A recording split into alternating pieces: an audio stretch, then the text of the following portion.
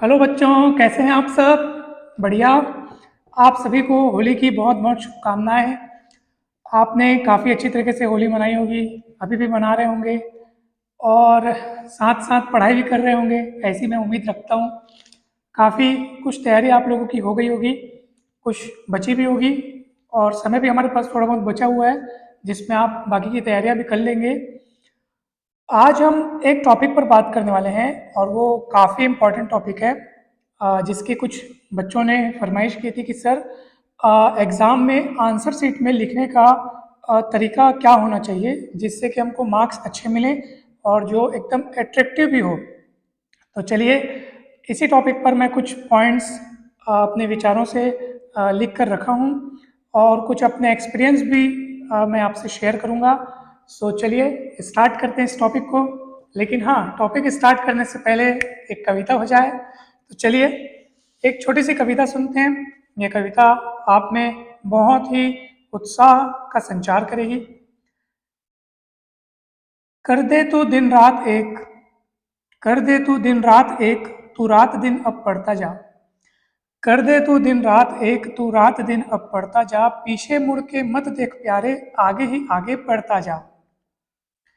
मुश्किलें आएंगी राहों में, मुश्किलें आएंगी राहों में, उन मुश्किलों से तू लड़ता जा। कर दे तू दिन रात एक, तू रात दिन अब पढ़ता जा। पीछे मुड़ के मत देख प्यारे, आगे ही आगे बढ़ता जा। व्यर्थ की बातों में अब मत गवा अपना समय, व्यर्थ की बातों में अब मत गवा अपना समय। मेहनत से ही परिणाम अच्छे मिलेंगे, ये बात है एकदम तय। नित नए प्रगति शिखर पर, नित नए प्रगति शिखर पर तू लगातार अब चढ़ता जा। पीछे मुड़ के मत देख प्यारे, आगे ही आगे बढ़ता जा।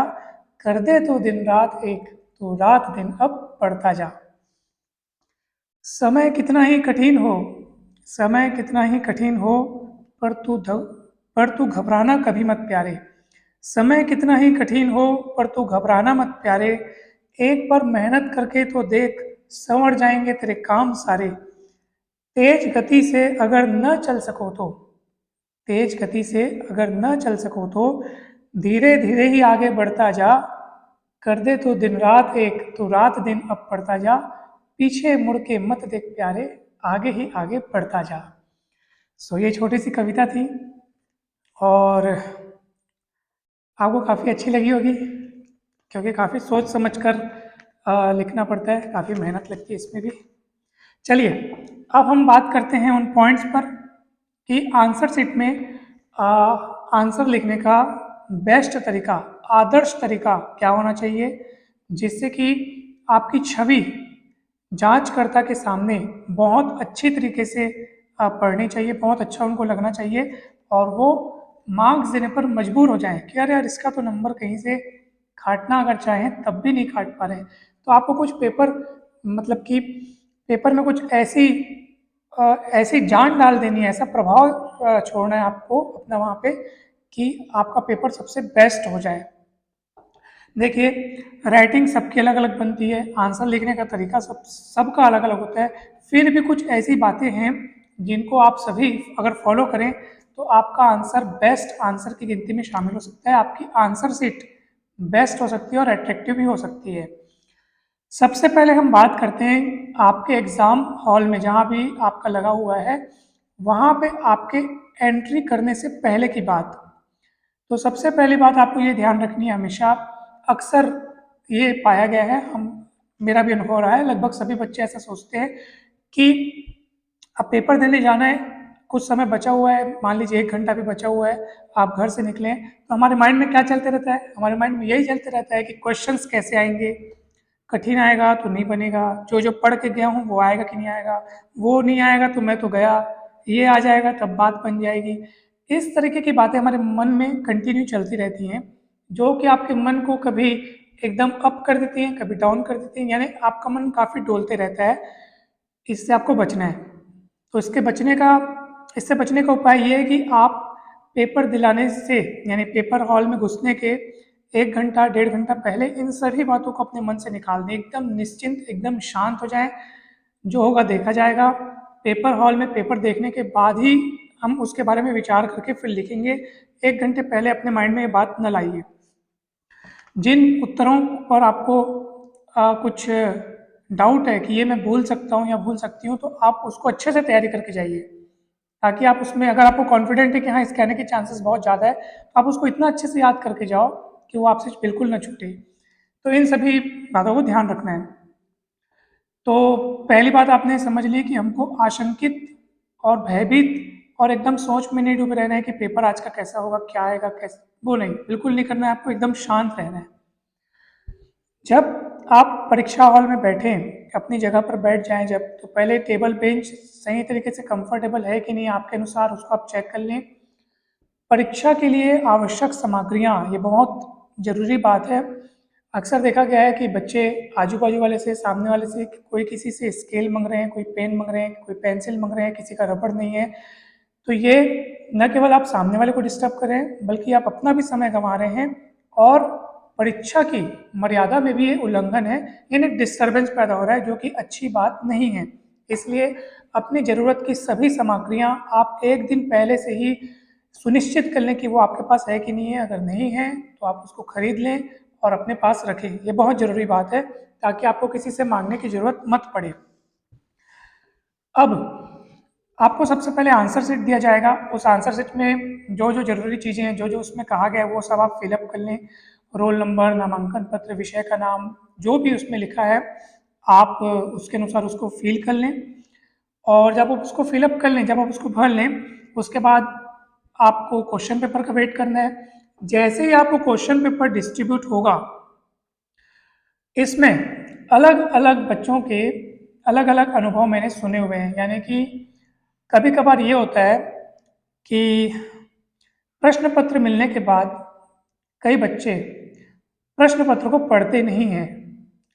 वो बस, हाँ पहला प्रश्न ये है, चलो बनाना स्टार्ट करते हैं, अगर वो नहीं बन रहा तो दूसरा। यानी कि उनको प्रश्न पत्र खोल करके क्या पूरा पेपर आया है वो इसलिए नहीं पढ़ते, क्योंकि उनको लगता है कि अगर हम पढ़े, प्रश्न पत्र पढ़े और उसमें हमको ऐसा नज़र आ रहा है कि काफ़ी सारे प्रश्न नहीं बन रहे हमसे, चिंताग्रस्त स्थिति है, तो वे काफ़ी घबरा जाते हैं, अरे बाप रे आज क्या होगा। तो इसके चक्कर में, ये उनका अनुभव बता रहा हूँ मैं, फिर वास्तविकता क्या है वो मैं आपको सुनाऊंगा। इसके चक्कर में जिन प्रश्नों के उत्तर आ रहे होते हैं वो भी उनसे ठीक से नहीं बन पाते हैं, ऐसा उनका मानना है। मैंने ऐसा सुना है, मुझे ऐसे अनुभव बच्चों द्वारा सुनाए गए हैं। मगर अब इसमें आपको करना क्या है, इसमें जो चीज़ करनी चाहिए वो सुनिए, मैं अपने अनुभव से बता रहा हूँ आपको। फिर आपको जो सही लगेगा, देखिए सुनो सबकी, करो अपने मन की। तो आप अनुभव सुन लीजिए, उसके बाद आपको जो अच्छा लगेगा आप वैसा ही करना। कभी भी जो आदर्श तरीका होता है वो ये होता है कि जैसे ही आपको प्रश्न पत्र मिलता है एग्जाम हॉल में, तो आप सबसे पहले एकदम शांत चित्त होकर, एकदम शांत दिमाग से प्रश्न पेपर को पढ़िए। याद रखिए, प्रश्न पेपर को पढ़ने में आपको बहुत समय नहीं लगाना है, मुश्किल से 3-4 मिनट या मैक्सिमम 5 मिनट। क्योंकि ये 5 मिनट अगर आप प्रश्न पत्र को अच्छे से पढ़ेंगे तो ये पूरे बाकी के जो 2 घंटे 55 मिनट बच रहे हैं उनकी पूरी प्लानिंग तय कर देगा कि आपने उन 5 मिनट में क्वेश्चन पेपर का कैसा एनालिसिस किया है, क्या अवलोकन किया है। उसके बाद आपकी वहाँ रणनीति तैयार होगी कि किन प्रश्नों को पहले बनाना चाहिए, किन को बाद में बनाना चाहिए। ये सब आपको कब पता चलेगा, तब ना, जब आप क्वेश्चन पेपर को अच्छे से पढ़ेंगे। सो क्वेश्चन पेपर को आपको अच्छे से पढ़ना है, बहुत अच्छे से पढ़ना है। इसके बाद जब आप क्वेश्चन पेपर को पढ़ रहे हो, इत्मीनान से पढ़िए, घबराना नहीं है। जिन क्वेश्चन, अच्छा जो क्वेश्चन आते हैं, आपको बहुत सारे क्वेश्चन आते हैं, तो ज़्यादा एक्साइटेड भी नहीं होना है। और अगर बहुत सारे क्वेश्चन नहीं बन रहे हैं तो घबराना भी नहीं है। वहाँ पे आपको एकदम सम बने रहना है। सम यानी कि न्यूट्रल बने रहना है। आपको एकदम अपने आप को एकदम शांत रखना है। फिर देखिए आपका पेपर बहुत अच्छा जाएगा। अच्छा, अब कुछ बच्चे क्या करते हैं कि जो जो प्रश्न उनसे बन रहे हैं उन प्रश्नों को वो प्रश्न पत्र में चिन्हित कर लेते हैं, टिक लगा लेते हैं कि हाँ ये हमसे बन रहा है, इसको हम पहले पहले बनाएंगे। अब इस पर मैं आपको एक बात कहना चाहता हूँ, जो मेरे सुनने में आई है बात, वो मैं आपको बता रहा हूँ। ऐसा सुनने में आया है कि कभी कभार जब उड़न दस्ता वाले आते हैं, यानी जो नकल प्रकरण चेक करने के लिए आती है टीम, तो कभी कभार प्रश्न पत्र में किसी प्रकार का टिक, जैसे हम क्वेश्चन में टिक लगाते हैं या फिल इन द ब्लैंक्स दिया होता है तो हम बाद में भूल न जाए करके उसमें लिख लेते हैं, या ऑप्शनल वाले क्वेश्चन होते हैं तो हम पहले से लगा लेते हैं कि हाँ ये क्वेश्चन का ये आंसर होगा। तो इसमें मैंने ऐसा सुना है कि नकल प्रकरण भी बन जाने के चांसेस काफ़ी बढ़ जाते हैं। सो इनसे आपको बचना है। अब सर इनसे बचने का उपाय क्या है?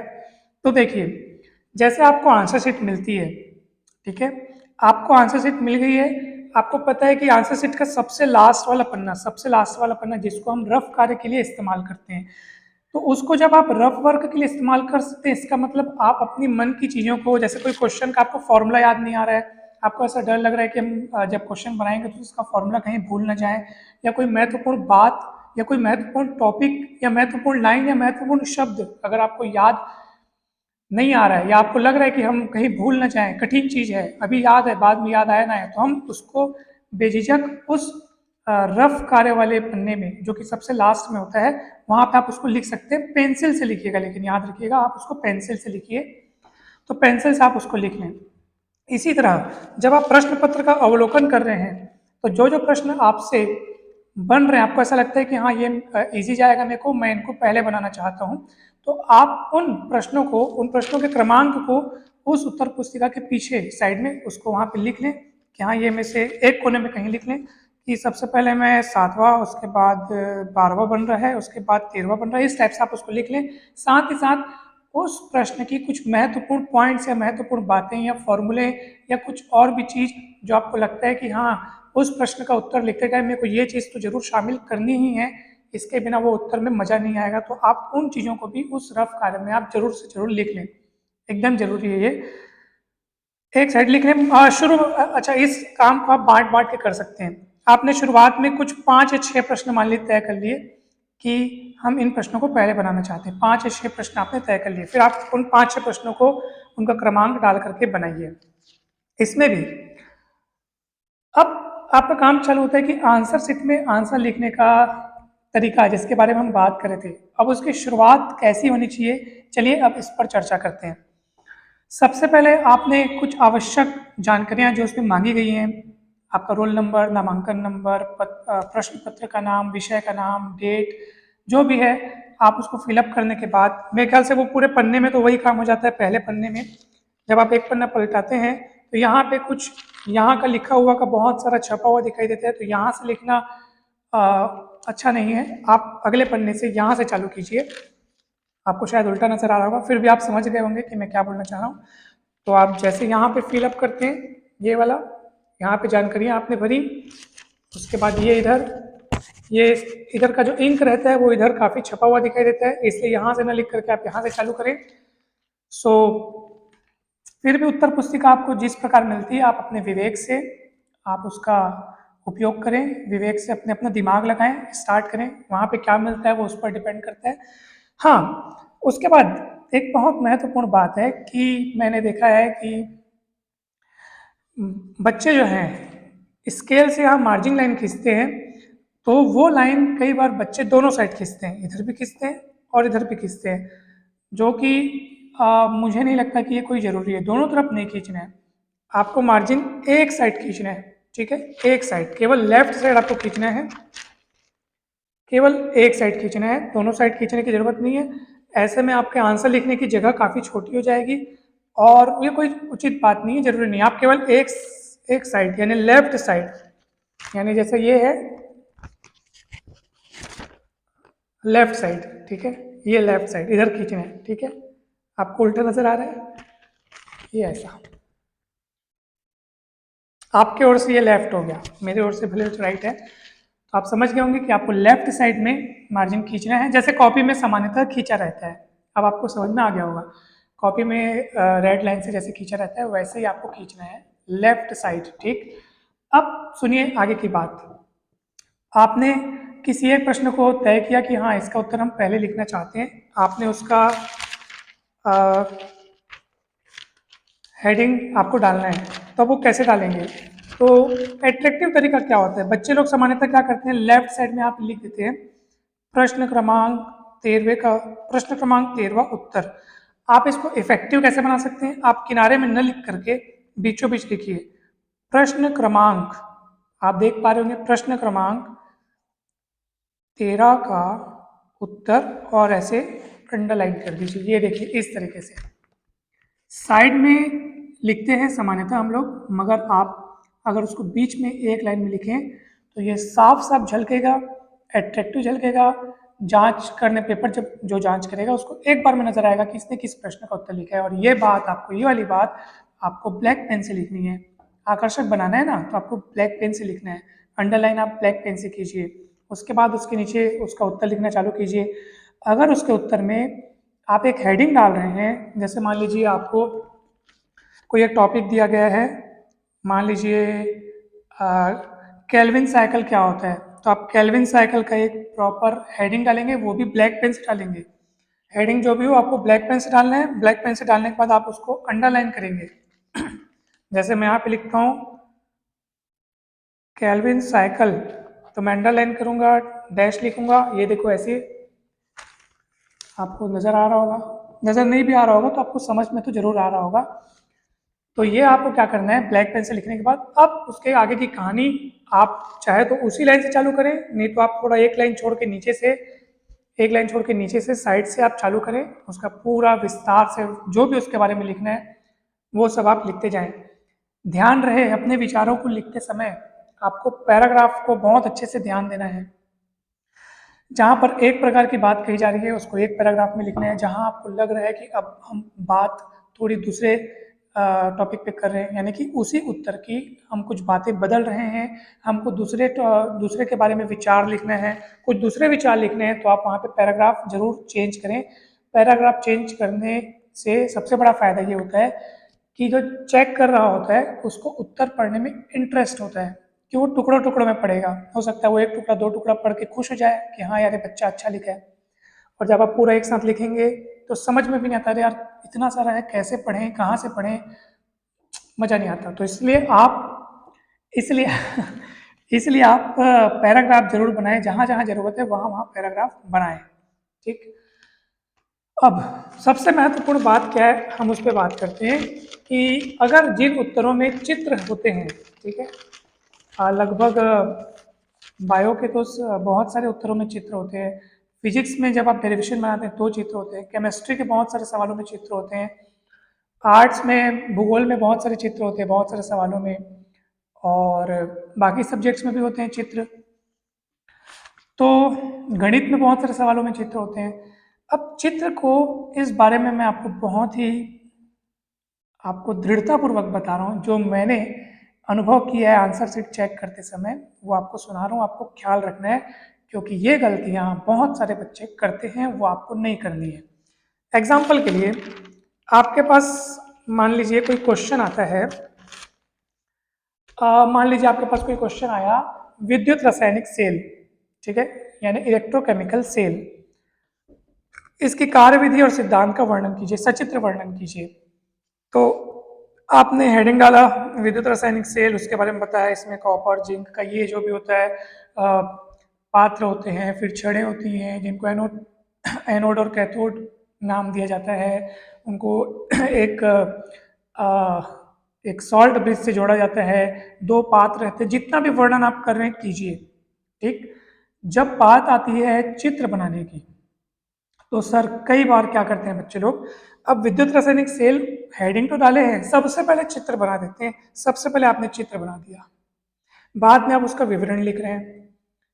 ऐसा न करें तो अच्छा है। अब सबसे ज़्यादा अच्छी बात क्या है वो सुनिए। जिन सवालों में भी चित्र है उसमें चित्र सबसे शुरू में मत बनाइए, सबसे लास्ट में कई लोग चित्र बनाते हैं, वो भी आपको नहीं करना है। हमेशा चित्र वहां बनाना है जिसके आसपास आपने उस चित्र की बातें लिखी हैं। बहुत अच्छे से ध्यान दीजिए, जिसके आसपास आपने उस चित्र की बातें लिखी है वहां पे आपको चित्र बनाना है। जैसे फिजिक्स के बहुत सारे डेरिवेशंस और केमिस्ट्री के बहुत सारे डेरिवेशंस में क्या होता है, अब बच्चे लोग उत्तर कई बार रट के जाते हैं, इनको पता है कि ये काम करना है, तो लोग क्या करते हैं यहाँ पे लिखते हैं चित्र में हमने त्रिभुज एबीसी में हम देख रहे हैं कि AB भुजा की लंबाई 2L है। अब आप ये बात लिख रहे हैं, कोई आदमी अगर चेक करने के लिए इसको जब पढ़ेगा तो जब आप ये वाली लाइन देख रहे हैं तो ये देखेगा ना कि कहाँ है वही चित्र, चित्र ऊपर तो दिख नहीं रहा है। आपने बातें लिख दी, इसका मतलब चित्र को देख के ही लिखी है, क्योंकि क्योंकि चित्र के अनुसार आपने लिखा है। चित्र के अनुसार ए भी एक छड़ है जिसकी लंबाई 2L है, तो चित्र तो दिख ही नहीं रहा है। चित्र कहाँ बना रहे हैं आप? उन सारी बातों को लिखने के बाद आप चित्र बना रहे हैं, और आप उसके चित्र में जो बातें दिखाई दे रही हैं आप उसको उसके ऊपर लिख रहे हैं। तो अब इससे ज़्यादा अच्छा तरीका क्या हो सकता है कि पहले आप चित्र बनाएं, उसके बाद लिखें कि हाँ भाई उस चित्र में हमको ये बातें दिखाई दे रही हैं जो कि स्पष्ट है, आप भी देख सकते हैं, हम भी देख सकते हैं। पहले चित्र बनेगा, उसके बाद उसकी बातों को लिखना ज़्यादा अच्छा है, आप खुद समझिए।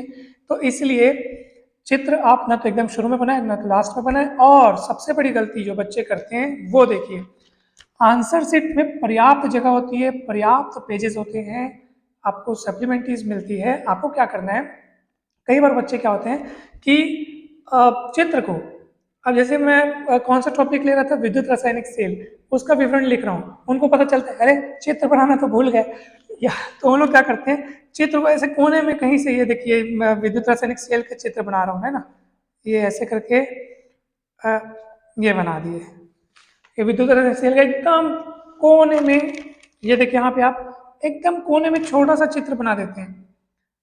अब आप खुद सोचिए, ऐसा करके आप खुद के साथ ही तो अन्याय कर रहे हैं।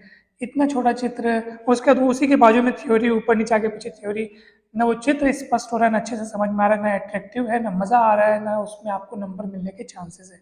कैसे नंबर मिल सकते हैं बताइए आप? चित्र कभी भी कोने में, ऊपर, आगे पीछे न बनाएं। चित्र कैसे बनाएं आप? हमेशा चित्र बनाएं एकदम सेंटर पे, काफ़ी अच्छा चित्र बनाएं, थोड़ा बड़ा बना लें, चित्र का नामांकन अच्छे से कर लें, यानी उसमें उनके भागों के नाम अच्छे से लिख लें आप। चित्र खुला हुआ दिखना चाहिए, दूर से देखने पर भी वाह यार क्या चित्र है, इसको तो मैं पूरा नंबर दूंगा, ऐसा लगना चाहिए चेक करने वाले को। सो चित्र शुरू में न बनाना तो कुछ बातें आप लिख लें, जैसे विद्युत रासायनिक सेल के आप डेफिनेशंस लिख रहे हैं तो उसकी परिभाषा लिख लें, उसके कुछ भागों के नाम लिख लें, फिर चित्र बना दें, फिर चित्र की कार्यविधि को आप नीचे बयां कर दें, फिर उसमें सेल का हम सूत्र लिखते हैं वो भी लिख लें, एक आध एग्जाम्पल बता दें। जिन जिन सवालों में आपको एग्जाम्पल बताते बन रहे हैं बेझिझक एग्जाम्पल दीजिए, चित्र जिन सवालों में उसमें बना दीजिए, चित्र मत छोड़िए। चित्र सवाल की हर उत्तर की जान होती है, उसमें प्राण छिपे होते हैं, चित्र में ही प्राण है, समझ जाइए आप, ठीक है। तो इन सभी बातों को काफ़ी अच्छे से आपको ध्यान रखना है। अब सुनिए, हम आगे आते हैं, प्रश्न की शब्द सीमा के बारे में अब हम चर्चा करने वाले हैं। ये बात भी सभी सब्जेक्ट वालों के लिए बहुत जरूरी है। कभी कभार ये होता है कि कोई प्रश्न आया 3 नंबर का और उस प्रश्न के बारे में आपको बहुत ज़्यादा अच्छे से पता है, आपको पता है यार इसका उत्तर तो मैं एकदम बढ़िया तरीके से लिख सकता हूँ, और आप उस पर लिखे जा रहे हैं 2-2 पेज, 2.5-2.5 पेज, तो क्या इसमें बुद्धिमानी है बताइए? आपको 2-3 पेज लिखने से वो 3 नंबर का 6 नंबर मिलने वाला है क्या? नहीं मिलने वाला है, बल्कि आप सबसे बड़ी गलती ये कर रहे हैं कि बड़े उत्तरों के लिए आप अपना समय गंवा रहे हैं, आपका पूरा टाइम बिगड़ जाएगा। इसलिए जितने नंबर का प्रश्न आया है सर, उसकी सीमा के अनुसार ही उसका उत्तर देवें, जितना उसमें बनता है, जो जो पूछा गया उसी बात को लिखें। फिर वो 3 नंबर का प्रश्न, ऐसा नहीं कि आप सर उसका उत्तर तो 1 लाइन में भी लिखा जा सकता है, नहीं, 3 नंबर का है तो आपको उसके अनुसार लिखना है। 7-8 लाइन, 10 लाइन, 12 लाइन, 15 लाइन, अगर चित्र बन रहा है उसमें थोड़ा सा तो थोड़ा चित्र के कारण कुछ लाइनें और बढ़ सकती हैं। अगर वो मैथमेटिकल फॉर्म में है तो ज़्यादा बड़ा नहीं देगा, 3 नंबर का है तो ज़्यादा बड़ा नहीं हो सकता, मुश्किल से मैक्सिमम 10-15 लाइन, 12 लाइन में आ जाएगा, क्वेश्चन देख देख के है। तो 3 नंबर का अगर क्वेश्चन आया तो आपको माइंड के अनुसार उसकी उत्तर सीमा को तय करना है। कोई क्वेश्चन 4 का आ रहा है तो उसके अनुसार उसका आंसर लिखना है, ताकि आपको सभी प्रश्नों के उत्तर देने के लिए पर्याप्त समय मिल पाए। टाइम मैनेजमेंट की बात बहुत इंपॉर्टेंट है, मैंने आपको पहले भी बताया हूँ। कई बार क्या होता है, बच्चे टाइम बांट लेते हैं, ये काफ़ी लोगों की ये रणनीति होती है कि जैसे मान लीजिए 10 प्रश्न आ रहे हैं परीक्षा में, आपको 10 प्रश्न हल करने हैं, 3 घंटे का समय है, 3 घंटा यानी 1 घंटे में होते हैं 60 मिनट, तो 3 घंटा हुआ 180 मिनट, 180 डिवाइड बाई 10 क्वेश्चन, तो एक क्वेश्चन के लिए मिलता है आपको 18 मिनट। वो 18 मिनट से कभी ज़्यादा हो सकता है, 20 हो सकता है, या कभी कम भी हो सकता है, तो ये कम ज़्यादा चलेगा। मगर आप इस तरीके की रणनीति तय मान सकते हैं, मगर ये आदर्श नहीं हो सकती, क्योंकि सभी प्रश्नों के उत्तरों का आकार तो एक जैसा होता नहीं है। लेकिन आप इसको एक पैमाना मान के चल सकते हैं कि हम इससे थोड़ा बहुत बस विचलित हो सकते हैं, ताकि अंत तक पहुंचते तक हमारे सारे उत्तर अच्छे से लिखा जा सके, प्लस हमको एक बार मिलान करने के लिए भी समय बचना चाहिए। तो इस बात का सब लोग अच्छे से ध्यान रखें। प्रश्नों को हल करने के लिए क्रम कैसे तैयार करना है मैंने आपको बता दिया है। आंसर शीट के रफ वाले हिस्से में एक बार लिख के देख लें कि कौन कौन से प्रश्न आप पहले हल करने वाले हैं। पहले शुरू के 5 प्रश्नों को आप लिख लें जिनको आप हल कर लें, या जिनको आप हल कर रहे हैं उनका नंबर आप लिखते जाइए, ठीक है। उस पर भी जगह चेंज करते जाइए, एक साथ मत लिखिए, ठीक है। जैसे ना ये आंसर शीट का पीछे वाला हिस्सा है जिसको हम रफ वर्क के लिए रखते हैं, तो किसी एक कोने में आपने 7वां 10वां 13वां 22वां एग्जाम्पल के लिए आपने हम इनको पहले बनाएंगे, आप बनाइए, बिंदास बनाइए। फिर आपने देखा कि हाँ इसके बाद और कुछ प्रश्न आपको तय करने जिनको आपको पहले बनाना है, तो उसको ना कहीं दूसरी जगह लिख दीजिए ताकि किसी को पता ही मत चले कि इसने क्या किया। अगर कोई चेक करने आए तब भी, यानी कि हालांकि ऐसा कुछ नहीं, आंसर शीट में रफ वर्क की जगह पे आप लिख सकते हैं, आप अपनी प्रैक्टिस के लिए, अपने याद रखने के लिए फॉर्मूला लिख सकते हैं, कुछ भी लिख सकते हैं, मगर आप उसको जगह चेंज करते जाइए। और लास्ट में आपको क्या करना है, कट कर देना है, रफ वर्क करके कट कर देना है, कैंसल करके लिख देना है, कैंसल, ठीक है, कैंसल। ओके, अब सुनिए, अब कुछ और महत्वपूर्ण पॉइंट जिस पर हम बात करने वाले हैं। राइटिंग बहुत महत्वपूर्ण मुद्दा है। अगर आपकी राइटिंग अच्छी बनती है तो अच्छी बात है, जिनकी राइटिंग अच्छी नहीं बनती है उनको घबराने की जरूरत नहीं है, उनकी आंसर शीट भी बहुत सुंदर तरीके से बन सकती है। अब उसको करना क्या है, आप शब्दों को थोड़ा दूर दूर करके लिखें, गैप गैप करके लिखें। सफाई अगर दिख रही है तो समझ जाइए वही सुंदरता है। यानी कि अगर आपकी राइटिंग कोई ज़्यादा स्पेशल नहीं है, ज़्यादा सुंदर नहीं है, मगर आपके आंसर शीट में अगर सफाई दिख रही है, आपने शब्दों को गैप में लिखा हुआ है, एक शब्द दूसरे शब्द से नहीं टकरा रहे हैं, नीचे वाली लाइन और ऊपर वाली लाइन के शब्द अगर नहीं टकरा रहे हैं, तो समझ जाइए आपके आंसर शीट में सफाई है और ऑटोमेटिक वो सुंदर है, ठीक है। सादगी है मतलब सुंदरता है। शब्दों का डिज़ाइन अच्छा बनाने से कोई फर्क नहीं पड़ेगा, कोई आपको ज़्यादा नंबर नहीं मिलेंगे, बस आप सफाई रखिए। कुछ बच्चों की आदत होती है कि वो लाइन में लिखते हैं, कुछ बच्चों की आदत होती है कि वो लाइन के ऊपर लिखते हैं। मैं आपको कहना चाह रहा हूँ दोनों ही तरीके ठीक है, नंबर नहीं कटेंगे, बस आपको स्पष्टता और सफाई और सादगी वहाँ बनाए रखनी है। अगर आपकी आदत लाइन के ऊपर लिखने की है, यानी जैसे ये लाइन है उसके ऊपर लिखते हैं, ये देखिए इस टाइप से अगर ये बच्चे ऐसे लिखते हैं कुछ लाइन के ऊपर, पता नहीं आपको दिखता भी है कि नहीं दिखता, तो लाइन के ऊपर अगर लिखते हैं तो वैसा ही लिख सकते हैं आप, कोई घबराने की बात नहीं है, नंबर नहीं कटेंगे। मगर आधे शब्द आप लाइन के ऊपर आधे नीचे लिख रहे हैं, मिक्स अप कर रहे हैं, तो ये अच्छी बात नहीं है। बस मैं आपको बताया, आपके आंसर शीट में सफाई होनी चाहिए, सुंदरता होनी चाहिए, सफाई से ही सुंदरता आ जाएगी। कुछ बच्चों की आदत होती है कि वो पेन की तैयारी अच्छे से नहीं रखते, यानी कि हम जो लिखने के लिए पेन इस्तेमाल करते हैं, जो बस मिलती है वो लेके चले जाते हैं, पेन बीच में अटक गई, बंद हो गई तो दूसरे से मांगना। अच्छा, अलग अलग प्रकार की पेन ले जाते हैं, वो भी आपको नहीं करना है। ऐसे आपके आंसर शीट में 2-3 प्रकार की पेन चली हुई दिखी, कुछ फीकी कुछ गाढ़ी, तो इससे अच्छा इंप्रेशन नहीं बनेगा। आप एक ही प्रकार की पेन रखिए, 2-3 क्वांटिटी में रखिए, एक अटक जाए या न चले तो दूसरी इस्तेमाल कीजिए, लेकिन सेम प्रकार की पेन, ताकि आपके आंसर शीट में एक जैसी पेन से लिखा हुआ दिखा जाना चाहिए, ठीक है। तो उससे इम्प्रेशन में कोई फर्क नहीं पड़ेगा, आपका पेपर अच्छा कहा जाएगा। उत्तर लिखते समय कुछ ऐसी बातें जो आप चाहते हैं कि जांचकर्ता इन बातों पर उनका ध्यान जाए, वे इस बात को हाईलाइट आप उनको कर दीजिए उन बातों को। कुछ शब्द ऐसे हैं, कुछ ऐसे पॉइंट्स हैं, कुछ ऐसे फॉर्मूले हैं जिनको आपको लगता है कि हाँ यार इसको उनको दिखाना है मेरे को, तो आप अंडरलाइन कर दो ब्लैक पेन से, ताकि वो चेक करे तो हाँ खुश हो जाए। मतलब हमको ओवरऑल उनको खुश करना है। पृष्ठ आपको जरूरत के अनुसार भरना है, अंधाधुंध पृष्ठ नहीं भरते जाना है, सप्लीमेंट्री लेने के चक्कर में भरते जा रहे हैं। मैं आपको बता रहा हूँ सब बातों से ऊपर एक बात है, वो है समय सीमा। हर प्रश्न के लिए आपको समय सीमा बहुत अच्छे से निर्धारित करनी है।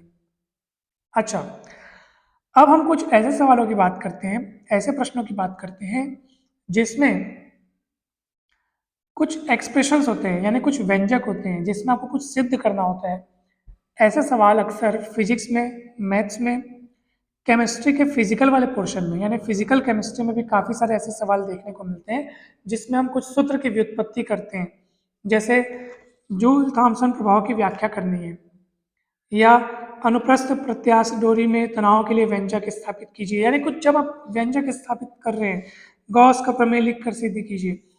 इन टाइप के प्रश्नों को बनाने के लिए आप जैसे एक एग्जाम्पल के लिए पहले वो प्रमेय या वो सूत्र या नियम क्या कह रहा है उसकी परिभाषा लिख दें, हेडिंग ब्लैक पेन से डालें, 2-3 लाइन लिखने के बाद, कुछ बातें लिखने के बाद आप उसका चित्र बनाएं। चित्र अच्छा बनाना है, कोने में चित्र नहीं बनाना है, एकदम छोटी सी जगह पे छोटा सा चित्र नहीं बनाना है। आप अपना माइंड थोड़ा बड़ा रखें, सोच बड़ी रखें, ओपन माइंडेड बने और अच्छे से बढ़िया से एट्रैक्टिव चित्र बनाएं। याद रखिए, चित्र बनाने के लिए अक्सर बच्चे पेंसिल का इस्तेमाल करते हैं, जो कि सही है, ठीक है, सही है। मगर इस पे अगर मैं आपको बताना चाहूँ तो मैंने 12th के एग्ज़ाम में भी, ठीक है, 12th और 10th दोनों के बोर्ड एग्ज़ाम से ही, कॉलेज में तो मैं इस्तेमाल करता ही था काला पेन, मगर ये मैं इस्तेमाल कब से करते आ रहा था, 10th और 12th के बोर्ड एग्ज़ाम से ही। जो मेन एग्ज़ाम होता है उस पर भी मैंने पेंसिल से डायग्राम नहीं बनाए थे, मैंने ब्लैक पेन का इस्तेमाल किया था।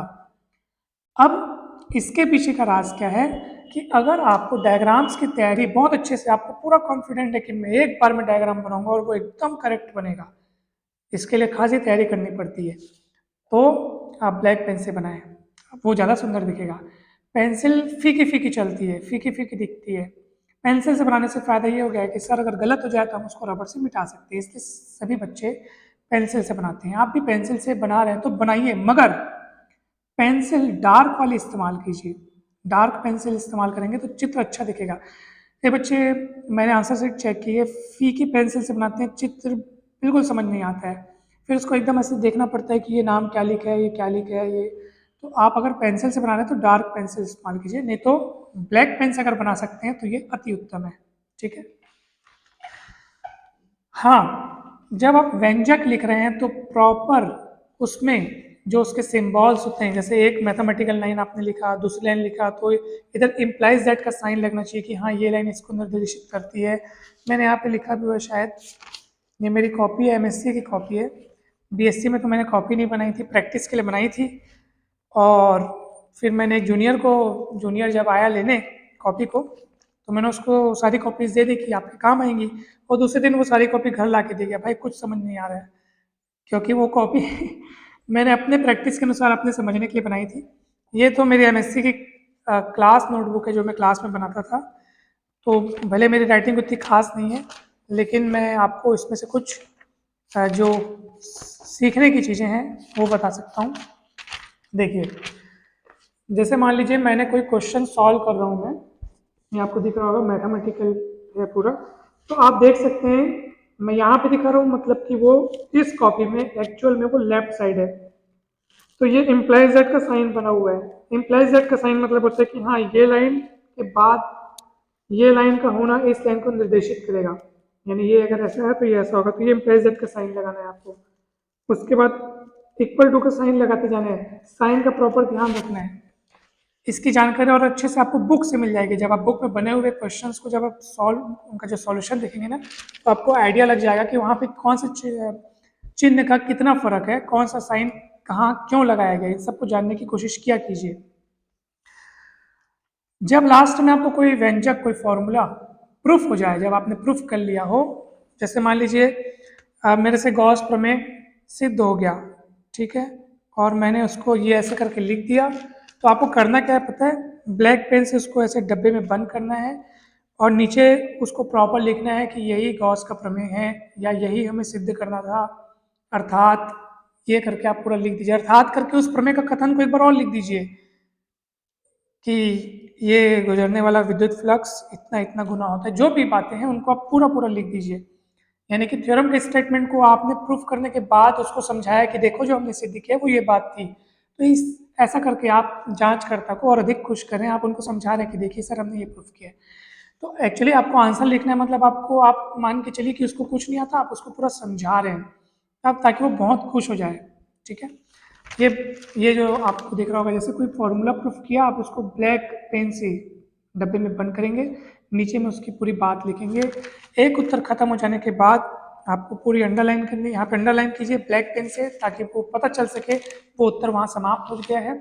और उसके बाद आप उसके नीचे लाइन से यानी एक लाइन छोड़ के थोड़ा सा गैप दे करके फिर अगले उत्तर की आप हेडिंग डालें, प्रश्न क्रमांक इतने का उत्तर। अगर किसी प्रश्न में बहुत सारे भाग हैं, जैसे प्रश्न 5वें में 3 भाग हैं ABC और आपको बनाना है B, तो आप ऐसे लिखिए प्रश्न क्रमांक 5वें का B उत्तर, या प्रश्न क्रमांक 5वें का उत्तर नंबर B। अच्छे से पूरा लिखिए, स्पष्ट लिखिए, ताकि जांच करने वाले को कोई प्रकार का डाउट न रहे।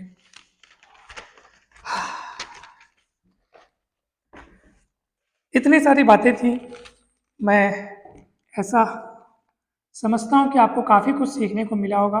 अगर इन सब बातों को आप अच्छे से ध्यान से सुने, समझें, अमल करें तो आपका आंसर शीट काफ़ी हद तक एट्रैक्टिव हो सकता है, ऐसा मेरा मानना है और ऐसा मेरा विश्वास भी है।